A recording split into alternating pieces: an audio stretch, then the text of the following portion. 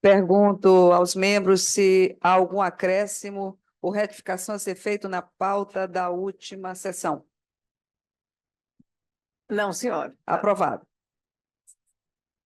Tá. Presidente, Por não.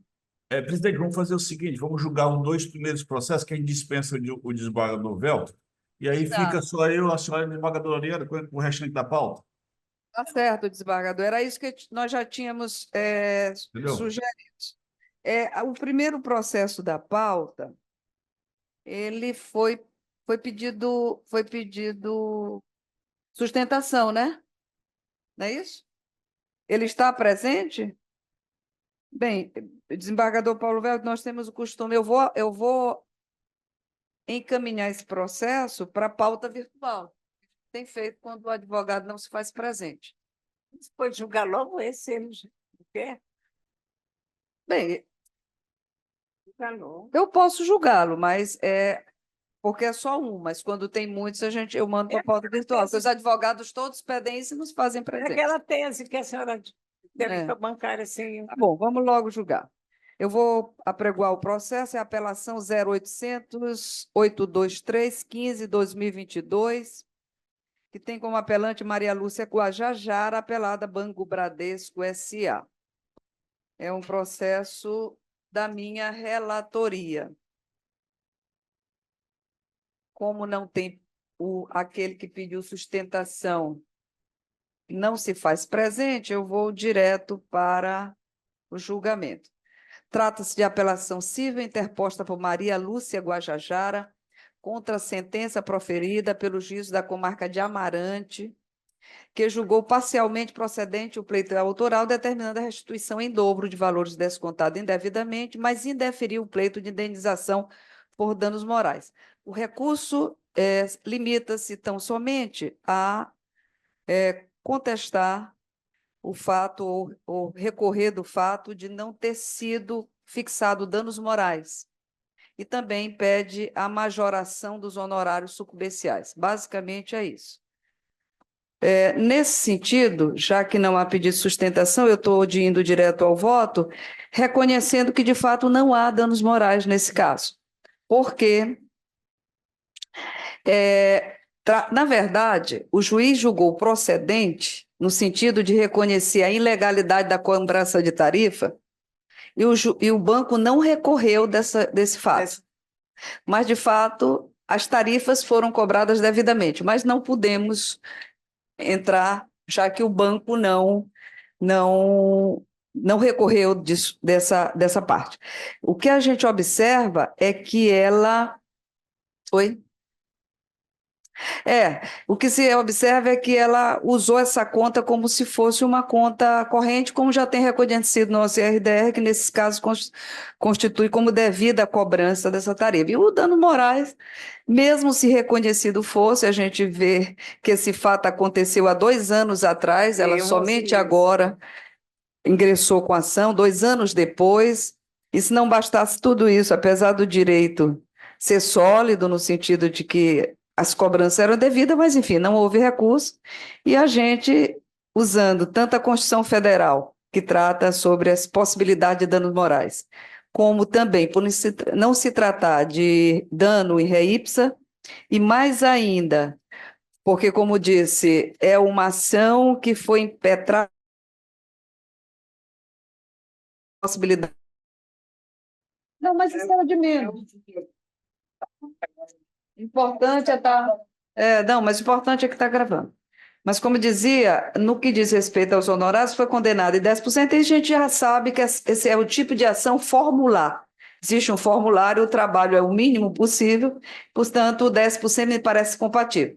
Tem mais um recurso em relação aos juros de mora, que eu acabei não dizendo no relato, mas, de fato, existe também, ele se opõe aos juros, ao contágio dos juros de mora, mas também não tem sorte nesse quesito, porque, ao contrário do alegado pela parte apelante, a responsabilidade civil no dano, no caso, é contratual, já que o atrito foi praticado dentro da relação contratual existente, entre a instituição financeira e a consumidora e que possui conta corrente no banco. Nessas hipóteses, a mora, a contagem, incide a partir da citação, nos termos do artigo 405 do Código Civil, de sorte que, por tudo que foi aqui sustentado, eu conheço do recurso e numero, nego provimento ao apelo, mantendo a sentença em todos os seus termos. Sucumbência recursal.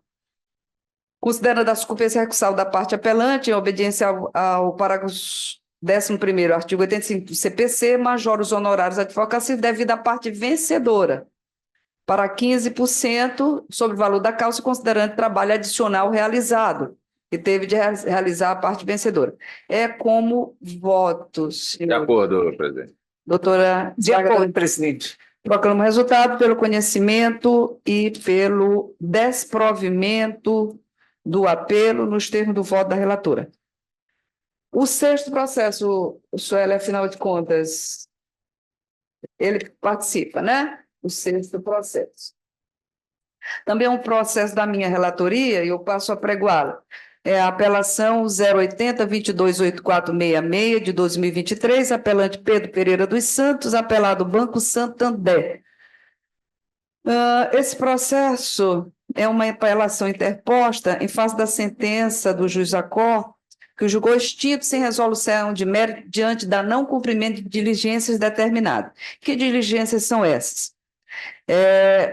O juiz entendeu que a parte deveria comprovar a idoneidade no ajuizamento da ação e da existência de pressuposto válido, juntando, nesse sentido, procuração com fins específicos.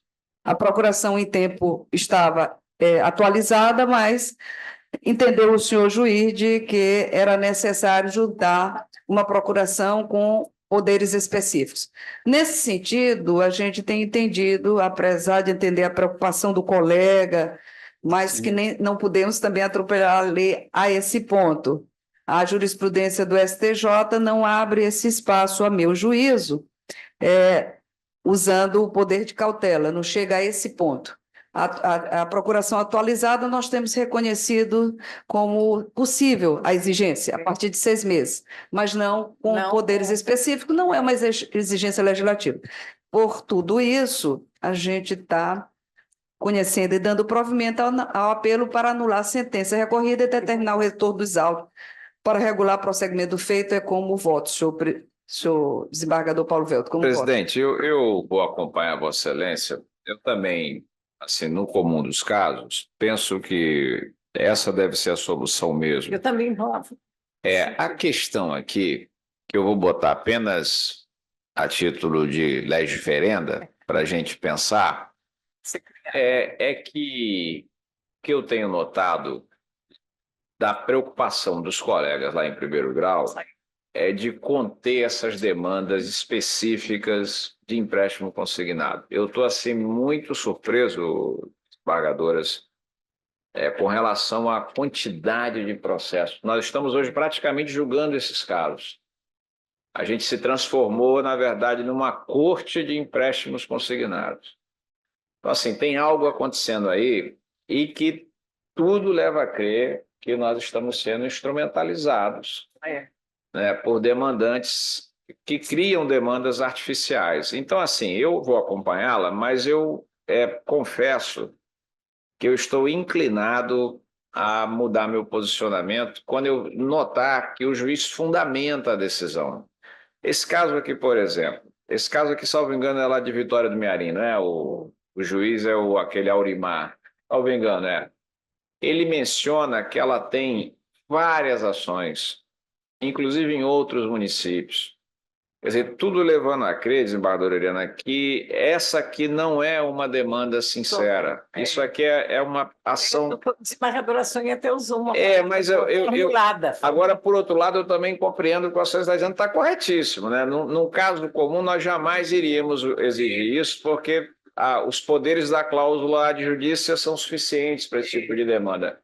Mas eu torno a dizer, aqui eu tenho a impressão que a gente vai ter que evoluir ou vamos numa hipótese que eu diria até extremada, tentar fixar o entendimento no órgão especial para que a gente possa decidir monocraticamente, né? Se o órgão especial entender que é isso aí mesmo, a gente decide monocraticamente e orienta os juízes. Que o que eu tenho notado é que, invariavelmente, esses casos estão acontecendo. Os juízes, Estão tentando já. eles são lá tomados de uma avalanche dessas ações. Imagina, se aqui está em 80% do nosso acervo, lá está pior. E eles né? estão atentos, os juízes, viu, doutora? Porque os últimos que a gente recebeu já estão se adequando aos 2% da litigância. E eles percebem isso, né? Eles percebem, olha, eu vou pedir para essa pessoa aqui juntar um comprovante de residência, eu vou pedir para essa pessoa aqui Para ver se eles trazer poderes, isso, né? porque tudo leva a crer que essa pessoa, talvez ela nem saiba que Nem ela esteja... saiba, Só me permite uma parte? Claro. Aquela decisão que me parece muito feliz do STJ e que baseia nossas decisões nesse sentido, ela fala especificamente nesse sentido, e é nesse sentido que a gente tem procurado se trilhar, qual seja, de exigir que o juiz fundamente de forma não genérica. Então, a gente tem de observar, e eu concordo plenamente, a questão do tempo da procuração é algo já maturado aqui. Por isso, a gente sempre cita como algo já maturado e resolvido. Esses outros casos não estão isentos de reanálise de acordo com a decisão do juiz. Fundamentando. Não pode ser genérica como nós já vimos. Ele, nesse caso aí, eu olhei a decisão, ele inclusive menciona lá, ele adverte a advogada sobre o risco, né, de ela estar aqui demandando de forma a caracterizar uma utilização predatória do Poder Judiciário. Então, veja, eu vou convocar a inteligência das duas eminentes colegas para a gente pensar se não é o caso da gente evoluir ou até mesmo propor um IRDR nessa matéria, porque são vários casos. Eu pedi para fazer um levantamento, embaixadora Sônia, para ver se as outras câmaras estão compartilhando do nosso entendimento.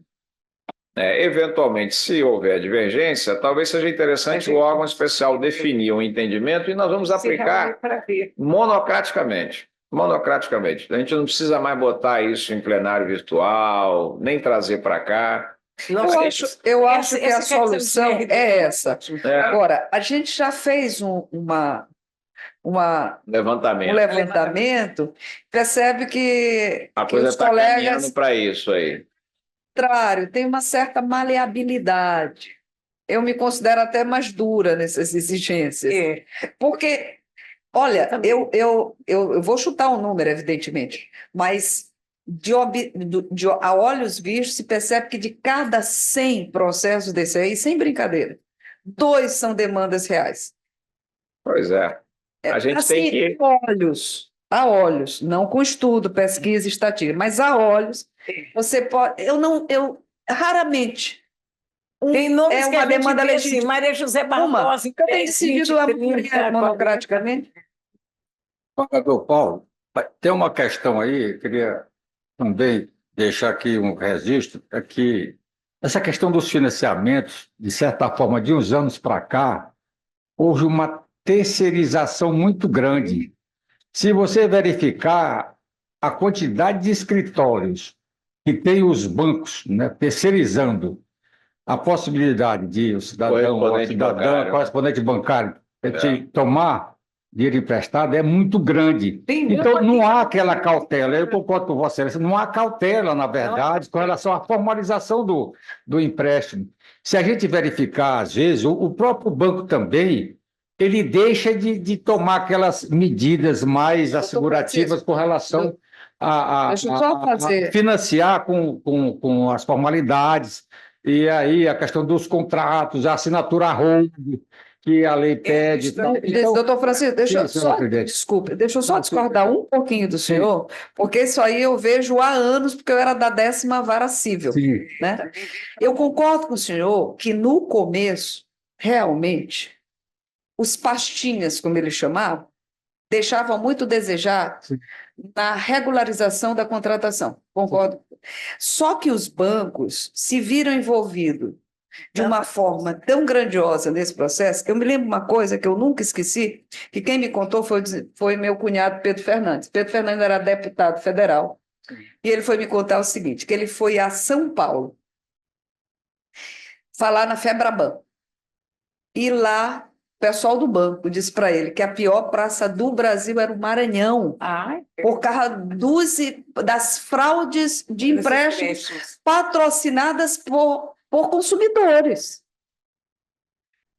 De dizer que não fizeram empréstimo. E o que eles fizeram? Eles refinaram as exigências. Então, quando eu digo que hoje eu estou falando no segundo grau, então a experiência lá no primeiro grau é que existia, os contratos existiam, eram mal formulados. E mas o que se percebe, quando eu digo hoje, eu estou falando no segundo grau. E quando eu vejo no segundo grau, de cada 100 que eu analiso, 2 é que o banco não conseguiu provar. Hoje eu peguei um que é fraude evidente. Fraude evidente. Mas é uma coisa rara, porque os bancos se sofisticaram. Hoje é com log, com localizador, com foto. A questão do arrobo, mesmo os mais antigos, está regular. Então, não é uma realidade como foi antigamente. Eu posso lhe assegurar, porque eu vim da 10ª vara. Mas, presidente, eu concordo plenamente que a coisa tem que ser mais rigorosa. Certo? Onde há maior rigor, evidentemente que inibe mais a possibilidade de que se tenha essas fraudes aí. Eu trago aqui um exemplo que eu acho que todos nós lembramos da questão do seguro DPVAT. Quem não se lembra aqui que tivemos fraudes aí, as montas, coisas terríveis. Então, eu acho o seguinte, essa preocupação aqui que está tendo, ela é fundamental para que realmente se combata. Eu acho que nessa decisão aqui, desembargador Paulo Vento, eu sempre vejo o seguinte, cada decisão que aqui se profere, ela tem um caráter pedagógico também. Por quê? Porque o cidadão que vê lá, não, o tribunal está decidindo dessa forma, ele já começa a pensar 2 vezes. Então, eu acho que esse rigor deve existir. Eu pedi para a doutora Sônia, se o senhor me permite, Sim. que a gente fizesse alguma coisa junto aos bancos, porque a gente mesmo é perseguido. Quando estava saindo contra-cheque daqui, mas assim, a perseguição começa no dia anterior, amanhã vai sair o contra-cheque. Aí todo mundo é responsável, né? Responsabilidade. Ok, Foi um prazer, viu? Ele vai para o eleitoral, coitadinho. Eu só registrar aqui, eu sigo aqui a orientação dela, e nossa presidente aqui sempre, a questão de otimizar o tempo. Eu vou expressar aqui que todos os processos o Ministério Público analisou, eu analisei detidamente e tal, e a gente se preocupa com isso, com interesse, mas com relação aos requisitos de admissibilidade, todos preenchidos pelo conhecimento e tal, e vou ficar aqui com a permissão de Vossa Excelência, na hora que eu precisar falar, estou aqui, tanto que a gente agradece. Como eu já lhe disse, o senhor tem a qualquer momento, o senhor pode me interromper. Eu não tenho do carinho que eu tenho pelos senhores por essa posta aqui, a gente tem um carinho especial. Ou não, presidente? Bom trabalho na Justiça Eleitoral. Proclamo o resultado por unanimidade, pelo conhecimento. E provimento do apelo. Só em parte. Não, é porque ele só queria, aqui no caso... Não tem danos morais. Não, esse é o outro, né? O 6º, diz respeito à procuração. O 6º da procuração. É procuração, esse é provimento, conhecimento e provimento.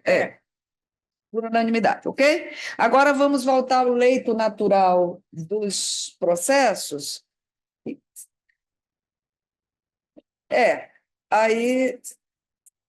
Exatamente. O desembargador Bonfim decide se ele vai levar para a pauta virtual, porque não houve, com exceção de um que eu pedi. O segundo processo, desembargador Bonfim, está nos escutando? Estou vendo a beleza de Vossa Excelência aqui. Obrigada, meu querido desembargador. E eu vou acreditar, porque Vossa Excelência botou o óculos e está enxergando bem. Como dizia, o processo número 2, que é de sua relatoria, houve pedido de sustentação, o advogado não se fez presente. O 3, da mesma forma, pedido de sustentação, o advogado não se fez presente. O 4, que mais? Somente o 5, não, foi um pedido...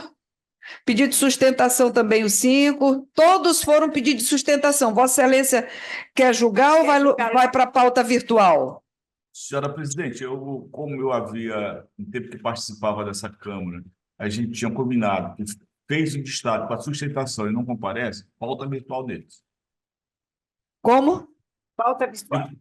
Eu estou dizendo para Vossa Excelência, como a gente já tinha combinado anteriormente, enquanto participei dessa Câmara, com muita honra, é que a gente fez o destaque para sustentação oral. Ele não compareceu, também vai para virtual.